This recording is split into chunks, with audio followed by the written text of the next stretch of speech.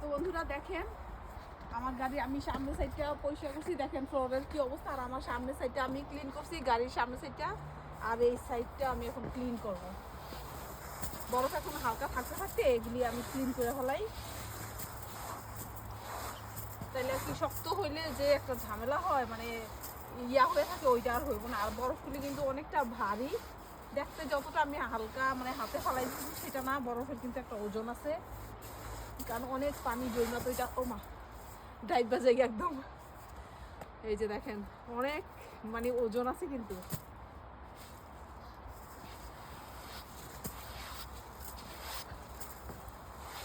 অবস্থাটা দেখেন, ফ্লোরটা দেখেন কি অবস্থা, মানে চারোদিক বরফে অবস্থা খারাপ একদম।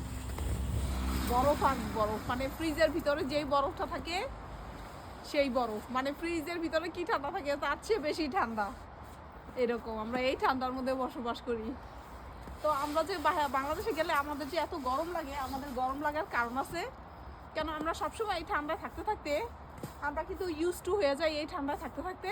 পরে যখন বাংলাদেশে যাই, বাংলাদেশের ঠান্ডার দিনও আমাদের কাছে অনেক বেশি গরম লাগে, কেন আমরা তো ঠান্ডায় থাকা থাকা আর কি ইউজ টু হয়ে গেছি।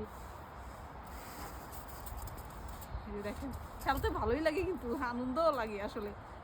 বরফটা আজকে এনজয় করতেছি, কেন আজকে আমি হলিডে নিয়ে নিছি কাজে থেকে, বরফটা আজকে আমি খুব ভালো মতন এনজয় করতেছি।